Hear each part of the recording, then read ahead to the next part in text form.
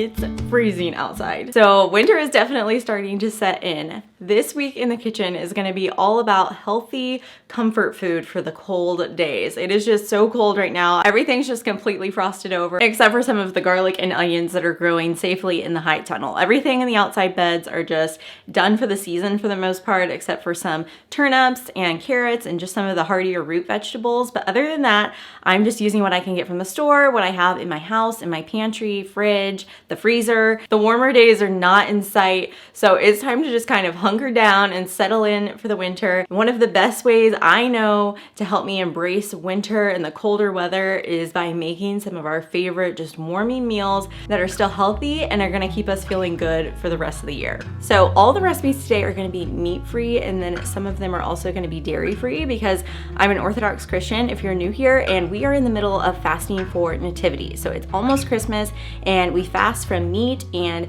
dairy, although we're not perfect because we have the kids, and so sometimes I'll do dairy in our meals. It's a very grace-filled thing. We do not do it perfectly, but in our attempt to do it, some of the meals I make are gonna be dairy-free and meat-free. We are actually definitely big meat eaters, so when it's not a fasting time, either Wednesdays or Fridays, we eat a lot of meat. I love just a nice protein-rich meal of meat and vegetables and a really nice healthy fat. That is my favorite combination of food. It just does wonders for how we feel and our energy and our bodies, so I'm a big believer in that. But during the fasting seasons, lots of whole foods. This video is definitely going to help you guys just eat more whole foods. It's not necessarily one diet or the other, but it's lots of just real food. So hopefully you guys will like this one, and pretty soon there's going to be a lot more meat recipes coming, so don't be worried, that is definitely coming.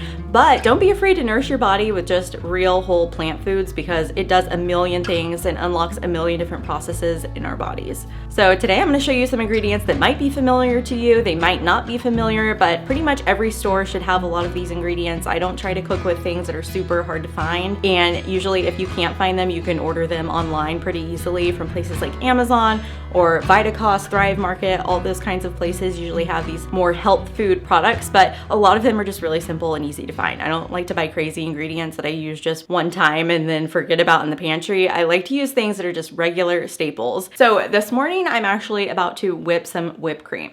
And I know that may not sound healthy, but when you use high quality ingredients like grass-fed cream, organic cream, these are actually really good for you, and they have a lot of beneficial fats in them that help our brains and just help us function. So this is something that I'm gonna make mostly for the kids, but I love it too. And it's a Vermont style pure maple syrup steamer. It's really easy to make. It only takes a few whole food ingredients, and it is more of like a comforting treat, but they're loaded with vitamins and minerals and good fats and cinnamon that helps balance your blood sugars. So there's a lot of beneficial things, and what I like to focus on is, instead of having a toxic drink from the coffee shop or a hot chocolate packet or something like that, we could reach for this. And this is just a nice, comforting, cozy mug, especially for the kids, because I've got 4 kids and they love warm drinks, but I like to give them something that's a little bit more nourishing. And I love that it's caffeine free too, so we can have it at night and just like under a blanket drinking this mug. So back here on the stove, I have some milk that is just heating up. I just want it kind of warm and steamy. And then to sweeten it, we're gonna use maple syrup, and we're gonna make it really creamy and cozy by whipping up some fresh whipped cream. And it really only takes a couple minutes to pull together.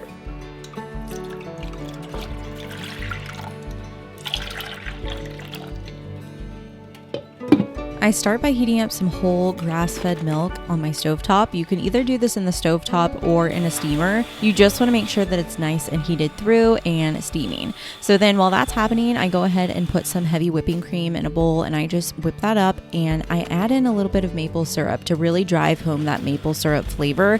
You can leave it plain, but we love just a little lightly sweetened whipped cream on top. You could even add in a little sprinkle of cinnamon, but we do it plain, and then I go ahead and add in maple syrup into that steaming milk right before we're ready to serve.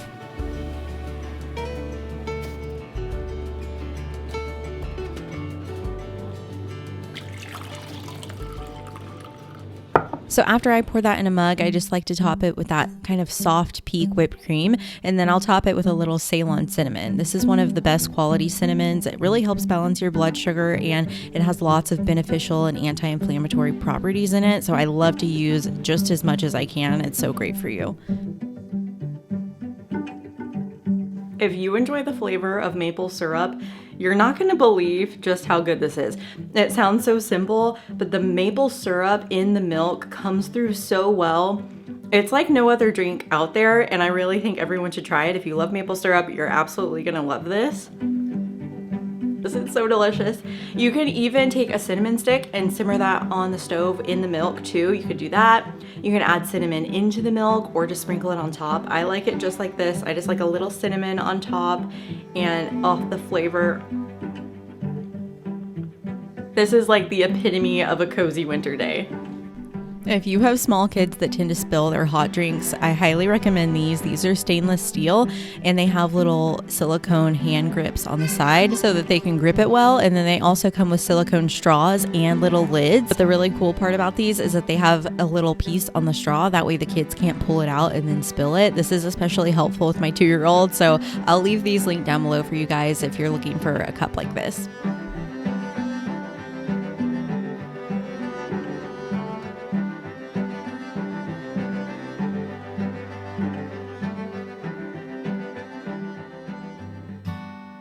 During the cold winter months, I love always having a sheet of oven roasted winter vegetables in my fridge. That way I can just really easily fill my body with the nutrients that it needs and craves during these cold months when our immune systems tend to kind of be down. So I love taking just whatever's in season, and you can kind of switch it up and play with the flavors. So today I'm using some honey nut squash, a head of cauliflower, and some Brussels sprouts and carrots. And then I also like to throw in a red onion just because as it roasts and kind of sweetens and caramelizes, it adds really good flavor to the vegetables. So I just go ahead and I cut the ends off my butternut squash, and I take those seeds out, and you can save the seeds and actually dry them out and then package them and use them in your own garden next summer. So I just like to cube it up. I leave the skin on my butternut squash because it gives it a really good texture, but that's optional. So feel free to cut it off if you'd rather have it be more tender and soft, but I definitely like the texture it gives. And then for the cauliflower, I just like to take my knife and run it around that base. That way I can pop off those little florets.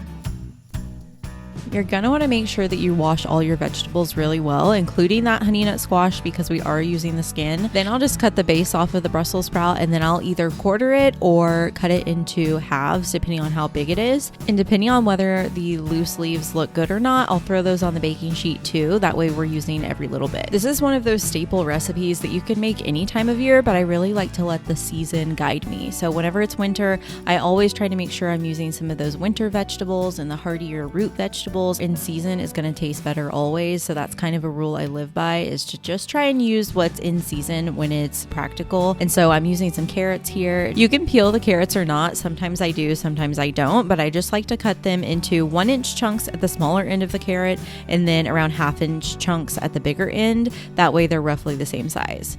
Then for the onion, I'm just going to take it and peel that skin off and then cut it into about 1/2-inch slices so that it doesn't burn and it cooks at an appropriate time as the rest of the vegetables. That's kind of key here whenever you're making oven roasted vegetables. You want to make sure that things are cut in a similar size. Otherwise, it starts to get tricky and you have to pull something out at a different time, and I'm just not going to do that. I like to keep it nice and simple so everything cooks at the same time. Now, to make sure you get the best roast on these vegetables, you're going to want to drizzle them with a hefty amount of avocado oil, and then we're going to toss that all together along with a little bit of salt and pepper. And the key here is I use a whole garlic bulb that I cut the top off and drizzle that with oil and salt and pepper. That way we can squeeze it out at the end and make it covered in this delicious roasted garlic flavor, and the garlic doesn't burn that way.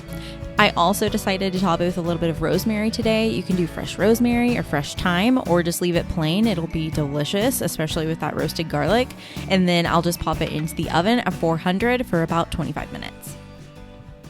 Since I've been making so many stocks and broths this fall and winter, you guys have had a lot of questions about them. And one that I've gotten frequently, which actually surprised me, is what do you do with the scraps. After you cook your broth or your stock, especially vegetable broth, you always have your carrots and your onions in the strainer afterwards. And so a lot of you are concerned about waste, as am I. Here's the thing with that. The first tip I have for you is make your broth using scraps. You don't have to use whole carrots and whole pieces of celery.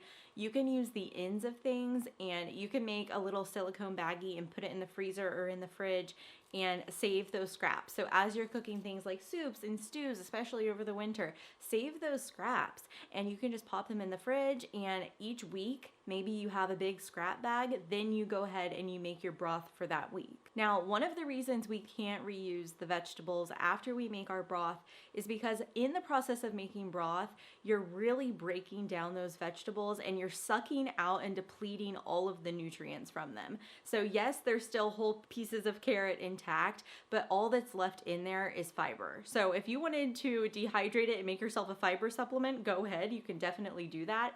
But you can't reuse them to make things like a veggie patty or something like that. There's not gonna be any flavor left in those vegetables, and there's not gonna be any nutrients because all of the flavor and nutrients is going into that broth that you made. So we're not wasting them, we're using them for their purpose, which is this really nourishing broth. If you're buying broth from a grocery store, they're doing the exact same thing. They're not saving that leftover carrot and onion and celery because it has everything depleted from it. And that's also another reason I like to make my own homemade broth in stock, is because you don't know how many vegetables they're using to make that broth. We don't really know how nourishing those things are, and they usually have little fishy ingredients like caramel color. So if you just go ahead and save those scraps that you have on a weekly basis, then not only are you saving money, but you're repurposing those vegetables that would have gone to waste or in the trash. And another thing you can do that I do all the time is I'll have a little carrot in the fridge or a piece of celery or an onion that's just about to go, and instead of tossing that in the trash, that's when I'll go ahead and save it and make my broth. So I hope that kind of helps you guys out on that front. And if you have any other ideas, you can leave them below. But as far as I know, the only ways to use those scraps is either to toss them because they're nutrient depleted and flavorless, dehydrate them and make a fiber supplement for yourself or for your dog or something like that, feed them to chickens or livestock like I do in my backyard. I have my backyard chickens, so I just throw it to them and they love it. Or you could try composting them, but at the same time, they're depleted from nutrients, so you're not really adding nutrients into the soil. But those are my best ideas, so let me know what you guys think. Halfway through cooking, I always like to take the sheet out and toss the vegetables so that they can roast really evenly. Since it's that time of year when it's cold outside and I feel like my skin gets really dry, making a sheet of roasted vegetables is actually one of the best things that you can do for that, because all these different vegetables like sweet potatoes and carrots and squashes, they're all really high in carotenoids, which convert to vitamin A in your body, which is really vital for healthy skin, and it helps treat things like eczema and psoriasis. So if you get really dry skin this time of year, make yourself a sheet of roasted vegetables. It sounds so simple, but it can really help benefit and promote healthy skin this time of year. If you want to add some animal products to it, like organic butter from grass-fed cows, that's also really great. Or cod liver oil is also another kind of golden standard for vitamin A. So adding even just a little bit to your diet can really help you feel a lot better.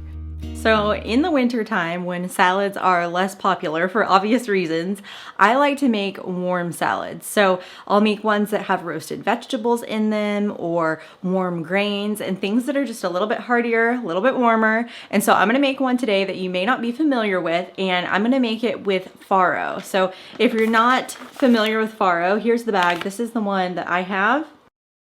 Farro is another kind of ancient grain. So I know those are really popular these days, and farro is one of the ones that's kind of gaining in popularity, at least where I am. I know it's really big over in Europe, especially Italy. I think a lot of their dishes contain farro, and I personally want to start using it more. So not only is it an ancient grain, but it's actually higher in protein and fiber than brown rice. So if you're a brown rice lover, then maybe try swapping some of those recipes for farro, because it has a little bit more fiber and protein, and it's also higher in certain nutrients. So I'm going to try incorporating this into my diet a lot more and see how it does. It's not gluten-free. So if you are celiac or gluten intolerant, then go ahead and use brown rice for this recipe. You'll get the same kind of product. It'll just have a little bit different nutrients and a little bit different texture, but there's nothing wrong with that. We're going to be making a warm farro with walnuts and cranberries. So it's kind of like a warm salad. You could have it as a side or a main course, or do like what I'm doing is pairing it with those roasted winter veggies. We can make just a beautiful, delicious, whole food, plant-based dish.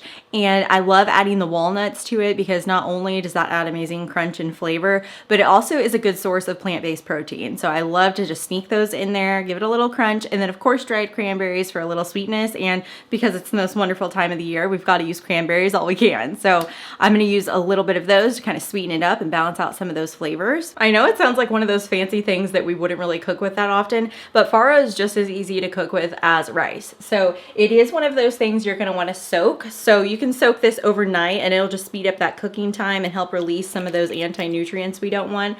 And this is a great grain to cook in your Instant Pot if you have one. But if you don't, just make sure you soak it overnight. You can even add, sometimes I'll add a little splash of apple cider vinegar just to help really draw out those nutrients that we don't want and just keep the ones that we do and kind of help break down that outer coating and make it more easy to digest. You can soak it overnight or at least about 15-20 minutes before cooking. That'll help. We're just gonna go ahead and boil that in a big pot of water until it's nice and tender. Depending on whether you soaked it or not is gonna definitely influence the cook time. So if you've soaked it, it may only take about 15 minutes, but if you haven't soaked it, it may take closer to 30, even longer, just depending on how well your stove boils water. I'm gonna go ahead and get this all drained and rinsed and then go ahead and boil that off. And I'll show you how to throw together this really easy, warm, cozy, wintry salad.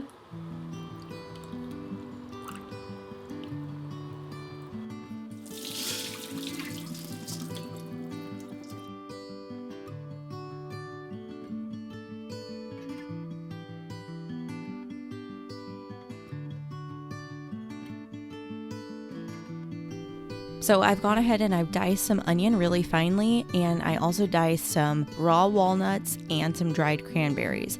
So you're gonna wanna start in your skillet in a little bit of avocado oil, your diced onion, let that cook for just a minute or two, then you can go ahead and add in that garlic and the rest of our farro toppings here. And I like to just let them toast in the skillet for just a couple minutes. It just helps develop the flavor and make it a little bit nuttier. And then I go ahead and add that farro back in and toss it all together. And then right at the end, I like to hit it with just a little bit of olive oil to finish it off. And then you can also, this is optional, but you could also top it with a little bit of fresh parsley or chives or any kind of fresh herb that you'd like to use. But honestly, you don't even need it. This is just a really simple rustic side that switches things up from your typical side of rice.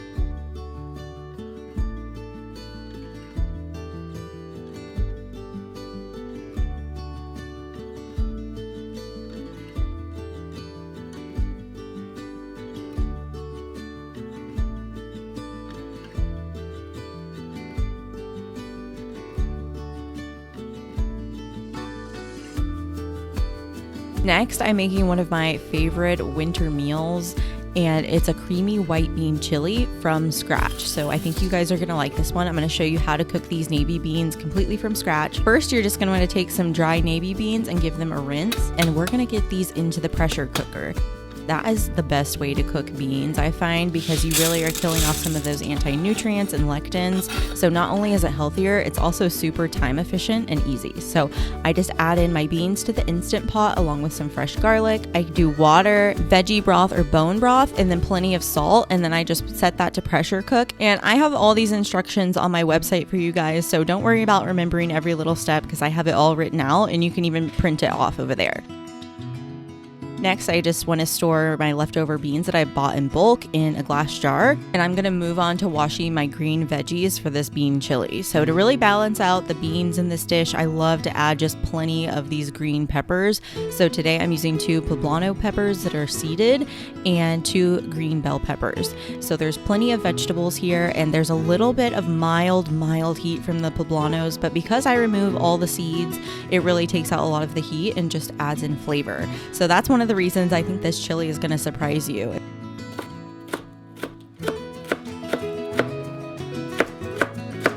If you're a fan of a creamy white chicken chili, then I think you're really going to like this variation.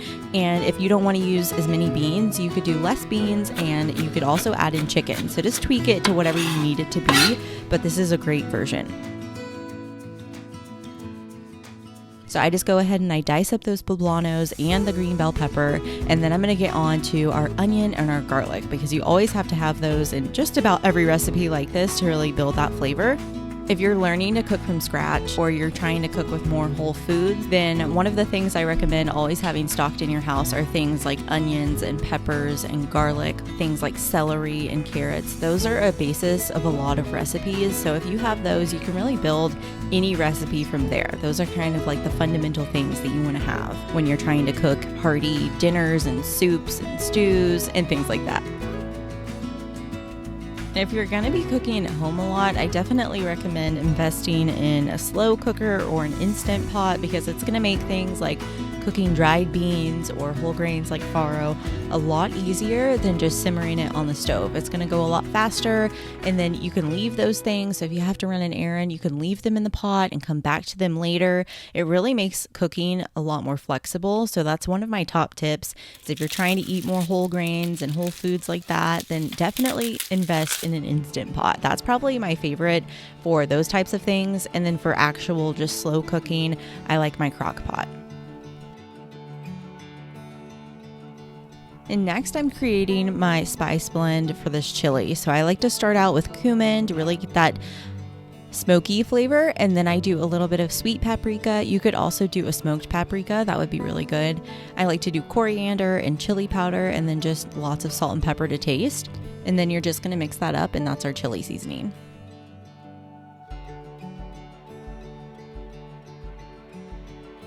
So now we can go ahead and start making this chili. So in my stock pot or my soup pot, I went ahead and added in some avocado oil along with those peppers and onions, and we're just going to let those sweat down. And I love how my pot is half full of vegetables, because even when you're trying to cook from scratch, a lot of the recipes out there will usually be focused on protein or on a carb, but a lot of them forget the veggies. And if they do add a veggie, it's usually like one bell pepper or a very small quantity. So I really encourage you, if you do see recipes like that or you're used to cooking that way, I challenge you to double those vegetables or even triple the vegetables and really bring up that quantity of plants in your diet. So now that all those veggies and onions are all nice and soft and they're starting to brown, we can go ahead and add in that chili seasoning, let it cook for just a minute or two, kind of get them nice and toasty. And while that's happening, I'm gonna go ahead and release the pressure on those beans. You can see they're nice and cooked and they have some of that cooking liquid. So now what we're gonna do is we're gonna scoop up about 2 cups of those beans with some of their cooking liquid, and we're gonna use this as part of the thickener in the soup. So to make it nice and creamy without adding tons of cream, I like to use this as one of the elements. And so I take the beans and I'll mash it with a fork. You could also put this in a food processor or use an immersion blender on this amount. And then we're going to add in the beans. I don't drain them all. I just kind of scoop it out with my measuring cup. So there's a little bit of the liquid, but it is mostly just beans. And then I'll scoop that in and put that into the chili mixture. And then we're going to add in those mashed beans, and that'll kind of help create that chili soupiness that we all love. And then we can add in a little bit more veggie broth, or you could use chicken stock or broth, whatever, bone broth, any of those work here, and just stir it up. And that is just going to simmer on the stove for a little while, and then we'll finish it off with a little bit of frozen corn. I make sure it's nice and organic, non-GMO, so go ahead and add that in. And then you can also do a little bit of good quality, I love this brand, this is a good one, good quality heavy cream, and I just do about 1/2 cup of that. I don't go crazy with it. You can definitely add more or less depending on your taste. You could also even add coconut milk if you wanted to make it creamy that way. And then I add that in along with my salsa verde. And this is kind of the key to that white chicken chili. It just adds another component of greens and flavor, and it really just helps to make the perfect chili consistency and taste.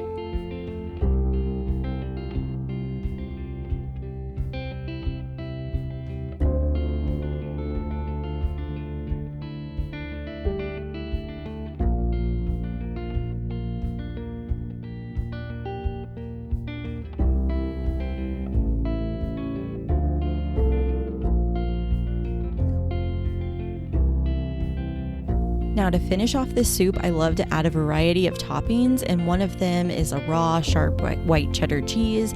Sometimes I'll even throw a handful of that into the soup to make it even thicker and creamier. And then I'll also top it with a little fresh cilantro. And then I just saw these chips for the first time the other day and I thought they looked so yummy and I knew my kids would like them. So I just topped our chili bowls that night with just a little bit of those crunchy tortilla chips. And we thoroughly enjoyed this dinner. It's so good and one of my favorites for this time of year. And even if you're a meat eater like we are, if you're occasionally trying to add in more plant-based things, then this bean soup is really good and also really frugal. Homemade beans are a lot cheaper than chicken.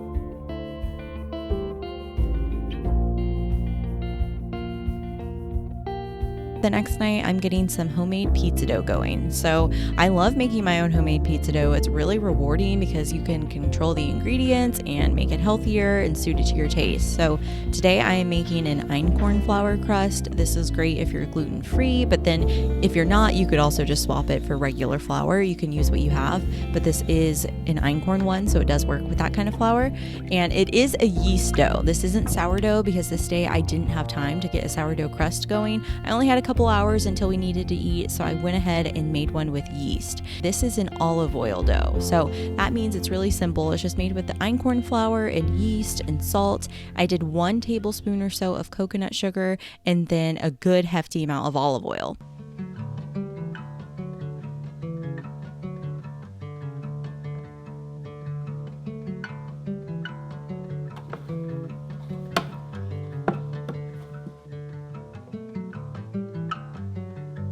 So you just want to get the dough together in a nice little ball, and then I'll just leave it in my dough tub and let it rise for a couple hours until it's time to roll it out for dinner.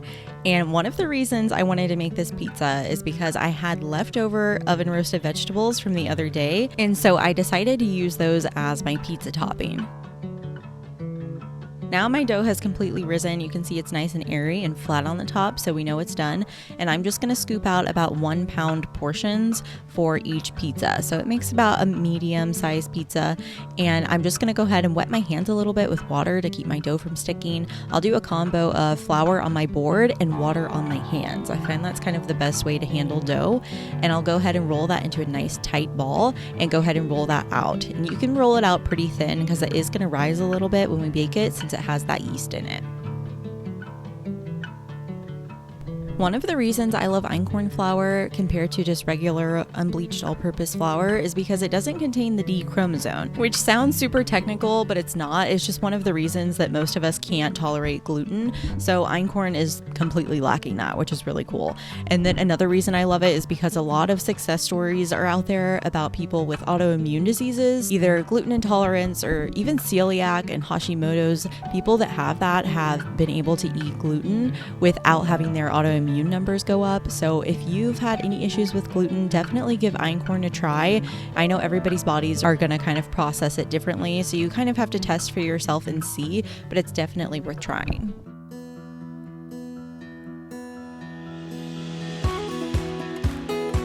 Now I'm going to go ahead and assemble this pizza. So I put some of my raw sharp cheddar down, and then I'm going to top it with my vegetables and then go back with 1 more layer of cheese. And this just ensures that it's nice and cheesy and the vegetables really stick to the pizza.